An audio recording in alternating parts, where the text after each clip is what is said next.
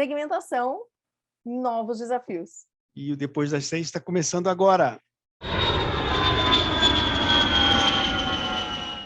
O assunto é bom, Paulo, eu gosto. Só que segmentação do jeito que a gente entendia até agora, não dá mais, né? Não dá mais, Gabriela Otto. O Nizam Anais, ele tem uma frase extraordinária que diz o seguinte: se você diz que está entendendo tudo, é porque você não está entendendo nada. Nada. Muito bom. É verdade. Bom, para falar sobre o assunto, a gente olhou aí vários eventos ao longo desses últimos meses, lemos algumas tendências do que está vindo pela frente, e o negócio é o seguinte, aquela coisa, né, de dados demográficos, de entender a origem, quer dizer, da onde que o cliente vem, qual é o estado, qual é o país, essas coisas que a gente estava acostumada até então, não faz mais muito sentido, né? A maneira como as pessoas compram independe muitas vezes, esses grupos estão se formando de um jeito diferente, independe muitas vezes, às vezes até de idade ou de local de moradia ou aonde trabalham e etc. Data, né? A informação analisada, ela está com uma importância aí, nunca foi tão importante isso, né, Paulo? E a gente não tem, inclusive a coisa de lazer corporativo, é algo que está se misturando cada vez mais. Esses dias eu ouvi uma pessoa falando, né, não existe mais hotel corporativo, todos os hotéis são de lazer, que também pode ter pessoas a negócios, por acaso, lá. O que você me diz de tudo isso? Como é que é a segmentação aí para você?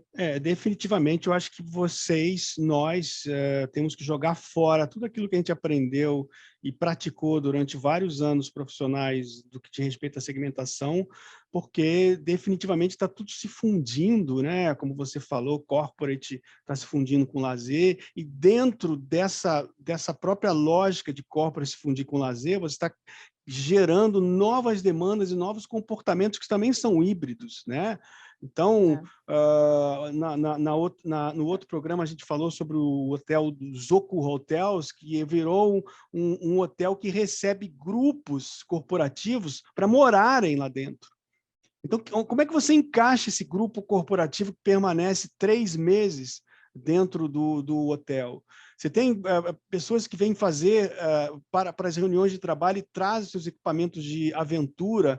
Você tem o luxo, que também tem uma outra tendência, os resorts de luxo, que estão recebendo cada vez mais reservas para 30, 40, 50 dias, porque as famílias não precisam mais estar né, no local, no destino onde elas moram. Então, está acontecendo uma fusão tão grande entre corporate e lazer, que está gerando um novo tipo de demanda, isso sem falar nos milênios, que envelheceram, que representam o maior segmento de viagens do mundo, são mais de 350 milhões de milênios, aqueles que nasceram entre os anos 80 e final dos anos 90, e que agora viajam com família, têm outras preocupações em relação à flexibilidade.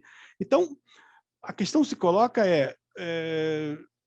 temos que nos reinventar e o nosso entendimento sobre segmentação. E a ideia desse nosso programa é justamente levantar o debate, levantar essa bola, né, que é um assunto tão importante no mundo da hotelaria. Você falou, é vital, você falou sobre a diferença das gerações, aí tem uns dados interessantes que foram passados pelo CEO, o presidente da MMGY, que é uma empresa de marketing de hotelaria nos Estados Unidos, e ele esteve num dos eventos da HSMAI lá no exterior, e ele falou o seguinte: 66% dessa geração dos millennials viajam 66% a mais de corporate travel do que a geração anterior, que é a nossa, que é o X, e 20% a mais no leisure. É uma loucura, né? E como você falou, é um tipo de conhecimento, de entendimento. Aí eles dão outros números, né? De mais de 20% querem fazer suas reservas direto no WhatsApp. Então, muda tudo, né? Muda o segmento que a gente entende que é o tipo de cliente, e muda também segmentação ou se aprofunda muito mais a segmentação por canal, né? Porque não é só relevante. Antes a gente queria saber quem é que estava conosco, da onde ela estava vindo, no máximo. Agora a gente precisa saber por onde que ele compra também, né? E os hotéis ainda pensam nessa lógica muito linear, né? Para da onde vem, qual é a origem, qual é o Uhum. sexo, a viagem é profissional, a viagem é É, a lazer. E aí é. isso leva para um outro problema também seríssimo da nossa indústria, que é a incapacidade dos sistemas tecnológicos também absorverem essa nova demanda, essa nova configuração, essa nova cor, paleta de cor, que é a segmentação nas viagens, né? Uhum. Não, e quando tem duas coisas para ser comentadas aí. Você falou em tecnologia, já eu falo isso, mas antes tem muitas empresas, eu conheço várias redes hoteleiras, por exemplo, e hotéis que fazem essa análise, né? Tanto por cento de mulheres, tanto de homens, tanto desse estado, tanto do outro, tanto veio por aqui, tanto comprou aqui. E muitas vezes, quando você pergunta, mas o que você faz com essa informação? Então tá, você tem 55% de mulheres o que você faz com essa informação? Né? O que realmente isso é uma informação que te dá base para a tomada de decisão? Só para você saber que tem a infraestrutura, que é a tecnologia. Depois tem um levantamento de dados, a análise de dados, mas não para por aí. Eu vejo muito hotel que ainda está investindo muito nisso, mas para aqui. Tem aquele monte de informação dentro de casa e não sabe o que fazer com aquilo. Então, existe toda uma inteligência, não sei como é que é o nome disso aqui, né? Que é a É, ação depois, seu pós. É uma inteligência em cima daqueles dados que estão sendo levantados, né? Então, veja bem, nesse range todo de ação, a gente sabe que existem hotéis, agências de viagem, operadoras que estão aqui brigando ainda com tecnologia. Tem outros que já têm a informação, mas não tem ainda uma análise, não transformaram aquilo em data, né? Em dados. Tem outros que já estão aqui e não são muitos que estão na última fase, né? Que é transformar isso tudo em em processo relevância. decisório assertivo, relevante, etc. Né? Que realmente tenha um impacto em ROI desse investimento, né? Em retorno mesmo desse investimento. É. Você vê isso também em outros segmentos ou em outras indústrias, ou é uma coisa mais... A gente ainda está meio atrasado nisso. Eu acho que a gente ainda está na Idade da Pedra, e essa Idade da Pedra, do Paleolítico, ela se aplica a todos os segmentos que vão das redes aos hotéis independentes, porque eu não sei a conta você, mas eu sou assinante de várias newsletters das grandes redes, né? Da Accor, da Meliá, da Hilton, da Marriott. Eu gosto de receber coisas, mas assim, até mesmo para ter uma visão crítica. E assim, nunca mudou a maneira como eles me fazem ofertas. É sempre me oferecendo resorts quando é a temporada de verão no hemisfério norte, é sempre me oferecendo resort quando é a temporada de verão no hemisfério sul, Caribe. Então, assim, não muda, a mensagem não muda, porque eles vão até a última milha, que é a milha justamente que você diz, de fazer a coleta inteligente dos dados, mas ainda não geram relevância para aquele cliente.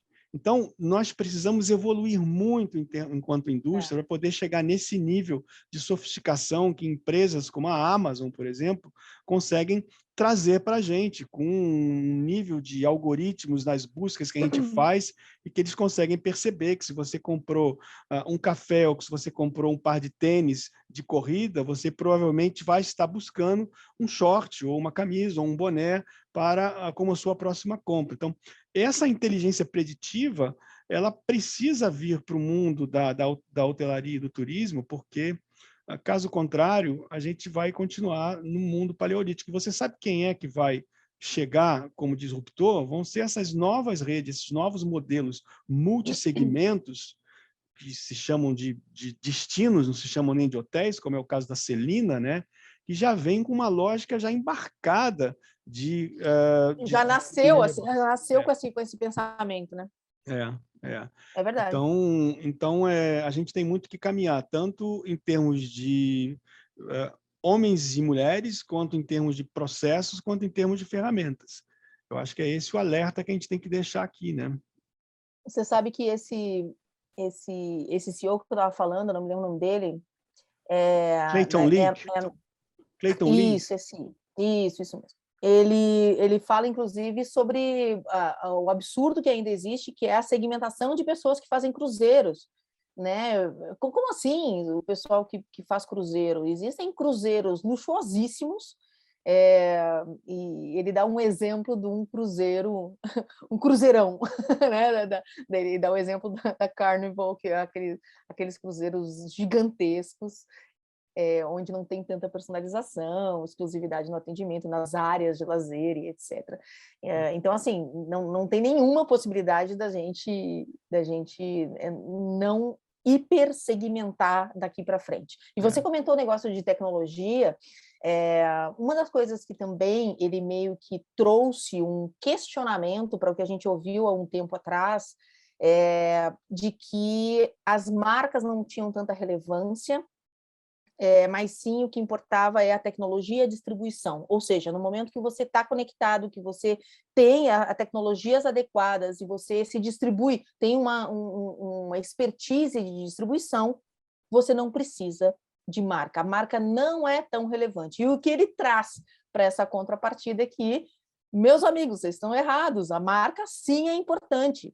64% nas pesquisas deles mostraram que viajantes e hóspedes entendem que marcas sim são relevantes. E aí ele explica, marca não tem a ver com complexidade, tem a ver com simplicidade, a simplicidade de fazer uma reserva, a simplicidade de você ter pontos ou ter benefícios dentro de um cartão de fidelidade. Ele traz isso como sendo assim, a marca está facilitando a vida. E facilitando a sua vida, eles vão conseguir fazer segmentações de cliente, trazer o melhor cliente possível para esse ambiente de compra mais adequado. Faz sentido para você? Você é pró-marcas, pró-distribuição de tecnologia? Você quer os dois juntos? Onde é que você está? É muito interessante esse pêndulo. Há uns 10 anos atrás, eu me lembro de uma conferência do Randall Smith, que é o fundador da STR, lá em Cornell, que foi uma conferência emblemática, que ele dizia o seguinte: o fim das marcas, porque os clientes estão se hospedando num hotel Expedia, eles estão se hospedando no hotel Booking. Portanto, as marcas perdem relevância. E agora o pêndulo volta novamente para as marcas. Eu concordo completamente com essa visão do Clayton Lees, porque foi um pouco provocado pela pandemia na questão da flexibilidade que a gente já falou, ou seja, os clientes passaram a confiar ainda mais naquelas marcas que reagiram a seu favor, cliente, no momento em que precisava se fazer um cancelamento, um reembolso, em que eles ficaram presos num determinado destino e que foram acolhidos pelo hotel, etc. E isso ainda se soma ainda mais à questão da responsabilidade social do ESG, que a gente tanto fala, da responsabilidade social que essa marca, que essa empresa tem em relação ao meio ambiente, em relação à sustentabilidade, às suas práticas de aceitação de diversidade de gênero dentro dos seus hotéis. Então, eu acho que é, assim, on spot, como a gente fala em inglês, as marcas voltam a ter um peso extremamente relevante. E quando a gente nota, por exemplo, Marriott Starwood com mais de 35 marcas, quando a gente vê a Accor com mais de também 35, 38 marcas no seu portfólio, a gente percebe muito esse movimento, a coerência desse movimento que a gente está comentando agora, né? Os múltiplos segmentos, a importância das marcas, mas não marcas genéricas, mas sim marcas com um determinado propósito para atender um determinado segmento de clientes. Então, é muito interessante, né? Bom, então dá para a gente finalizar isso, já que a gente está falando de marca, né, versus tecnologia e distribuição, daquele estudo, né, que a gente viu da Wunder Thompson, não sei se é assim que se fala, Wonderman. muito legal, Isso. Muito legal que fala do brandalismo, ou brandalismo, que eu já vou passar para você, mas eu vou ler aqui exatamente o que significa isso. Enquanto isso, vocês estão vendo aí algumas imagens que demonstram e tangibilizam um pouco do que a gente está falando. Brandalismo, que é o vandalismo orientado para o bem, rouba espaço publicitário e expõe os erros das marcas, exigindo que façam melhor. E aí, Paulo? É isso aí. A conexão disso. Esse é o contraponto hoje do mundo dos extremos que a gente vive. Da mesma maneira que você tem uma confiança nas marcas, você também exige coerência nas práticas dessa marca. Então, é isso, é um ativismo contra aquelas marcas que não têm essas práticas, que são as práticas que são a exigência da sociedade contemporânea. Elas vão desde essas grandes empresas de tecnologia que invadem o nosso espaço privativo até as empresas que se dizem de luxo e que poluem, automóveis, etc. Então, são os Greenpeacers, né, das marcas. É muito legal esse estudo da Wunderman. Muito legal. Aquilo que a gente falava de transparência, né, o conceito de transparência de uns anos atrás, ele está muito mais aprofundado, sendo muito mais exigido e levado às últimas consequências, digamos assim. Muito Exatamente, legal. Exatamente. Muito bom. Então, vamos às dicas. Meus amigos de vendas, meus amigos que pensam em estratégia e hoteleira e de turismo em geral, tem trabalho pela frente. Vocês que acham que estão entendendo tudo, não estão entendendo nada, amigos de vendas da Gabriela Otto. Boa. Vamos às dicas. Bom, no vídeo anterior eu falei sobre a série Yellowstone, que é um ambiente country moderno, né, atualizado, com um maravilhoso Kevin Costner, filmado em Montana, etc., que tem na Amazon Prime. E agora está recém-lançado no Brasil um maravilhoso spin-off dessa série que se chama 1883, que é justamente os ancestrais aí do John Dutton, que é interpretado pelo Kevin Costner, e mostra as gerações, três gerações para trás, dos pioneiros ali que vão conquistar ali, que vão ficar naquela terra, criar a fazenda toda que ele tem, etc., aquelas terras todas. E é muito legal porque remete desde a época da Guerra Civil Americana, então conta essa história. Eu amo, até de leitura, o gênero que eu mais adoro é romance histórico.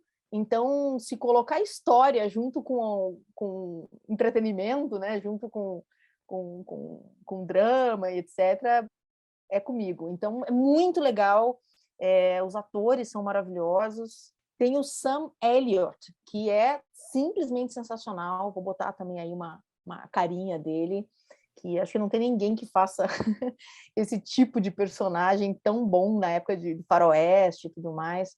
Muito legal, indico, só que o legal é ver, de repente, ou ver primeiro a 1883, só que não tem tantas temporadas, tá ainda na primeira, tá lançando ainda os episódios, mas em conjunto com a Yellowstone. Aí dá para entender toda a história. Gabi, esse negócio teu de dica aí, dizem que esse Yellowstone, ele é um Dallas, né? E aí, realmente, deu filhote, né? Agora tem o 1883, esse negócio não vai acabar nunca, Gabi. Como é que você aguenta ver série? Espero que não acabe. 77 temporadas, Gabi, pelo amor de Deus. Amo. E tem a Faith Hill. Sabe quem é a Faith Hill? A cantora nascida no Mississippi, ela é country music, assim, na veia, ela é a atriz principal do 1883. A gente vai estar aqui daqui a 15 anos, todos os dois velhos e capengas e cheios de ruga, e você vai estar dando a dica do Yellowstone, temporada 380, porque Dallas foi assim, os caras ficaram no ar 15 anos, né? Não acabava nunca, né? Morreram de velhos. Tem os filhos, e depois tem os netos, e aí, exatamente. Entendeu? Vai ser assim. Sensacional, tá bom, gente. Eu 1883, incrível. Eu implico as tuas dicas, né? Já reparou isso? Vamos lá. Paulo, me dê uma dica que não envolva jazz. Vamos lá, está lançado o desafio. Não, eu vou dar uma dica de champanhe. Você gosta de champanhe, Gabi? Boa. Você vai dizer que não gosta de champanhe, a gente rompe. Pode ser vinho tinto? Pode ser caipirosca de morango? Olha, os Meu contrastes Deus do é que se céu, eu não atraem, gosto. é isso, é por isso, só pode ser isso. A única coisa que a gente gosta em comum na vida é hotelaria, o resto, te contar, né? Nada mais.